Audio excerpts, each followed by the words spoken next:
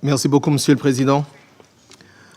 Monsieur le Président, ma délégation se réjouit de participer une nouvelle fois à ce briefing sur la détérioration de la situation sécuritaire en République démocratique du Congo, marquée par les récents développements dans la ville de Goma. Elle félicite la présidence algérienne du Conseil pour avoir convoqué cette réunion dans un délai aussi court. Je salue la présence de son Excellence Madame la ministre des Affaires étrangères de la RDC, son Excellence Thérèse Kayikwamba-Wagner, et me réjouis du briefing fait par Madame Viviane Van de Peer, représentante spéciale adjointe chargée de la protection des opérations à la MONUSCO.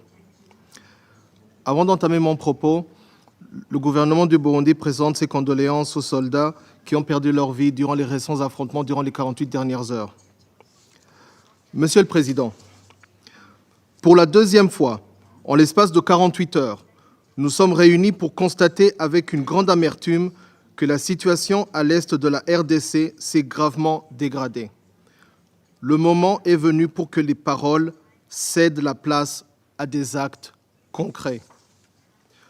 Comme nous l'avons affirmé il y a 2 jours, le Burundi soutient fermement le respect de la coexistence pacifique entre les nations et rejette catégoriquement les guerres par procuration. Monsieur le Président, depuis près de 3 décennies, l'Est de la RDC est devenu le théâtre de massacres insoutenables, de conflits armés d'une rare violence alimentés par des intérêts étrangers exacerbant les tensions locales et sapant les efforts de paix. Chaque jour, des violations graves des droits humains sont observées et les victimes se comptent désormais en millions. Les récents développements à Goma témoignent d'un potentiel embrasement régional. Si aucune action concrète n'est prise aujourd'hui pour condamner les responsables et bloquer leurs actions, nous risquons de devenir les témoins d'une catastrophe et l'histoire nous tiendra directement responsables. À ce jour, le Burundi se félicite des accords bilatéraux avec la RDC en matière de coopération militaire pour la sécurité des frontières communes. Et si je puis me permettre de placer une petite parenthèse, le Burundi ne fait pas partie d'une quelconque coalition. Monsieur le Président, depuis des années, les Nations Unies, à travers le travail inestimable du groupe d'experts de la RDC, ont documenté avec précision les dynamiques de ce conflit. Des rapports multiples ont été présentés dans cette salle, soulignant l'implication d'acteurs extérieurs connus pour soutenir les groupes armés locaux, les violations flagrantes des droits de l'homme et le pillage systématique des ressources naturelles de la RDC.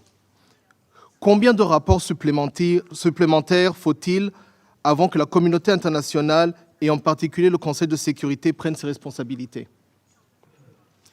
Il y a 48 heures, au cours de notre intervention, nous nous sommes interrogés sur le silence assourdissant du Conseil de sécurité alors que des milliers de vies sont tragiquement perdues chaque jour. Où est la communauté internationale? Où est le Conseil de sécurité qui se montre si actif dans d'autres conflits? Devons-nous interpréter ce silence comme une sensibilité sélective? Comme l'a dit une fois Martin Luther King Jr., à la fin, nous nous souviendrons non pas des mots de nos ennemis, mais des silences de nos amis. Ne soyons pas les amis silencieux. Soyons du côté de la Charte des Nations Unies pour sauver l'ordre institué à San Francisco en juin 1945. Monsieur le Président, ce conflit dure depuis des décennies et pourtant aucune résolution n'a condamné le Rwanda, auteur de violations flagrantes des principes de la souveraineté nationale et de l'intégrité territoriale de la RDC. Le Rwanda ne nie même pas sa présence sur le terrain ni son soutien au M23, comme l'ont souligné plus des 3/4 des membres du Conseil lors de la dernière réunion.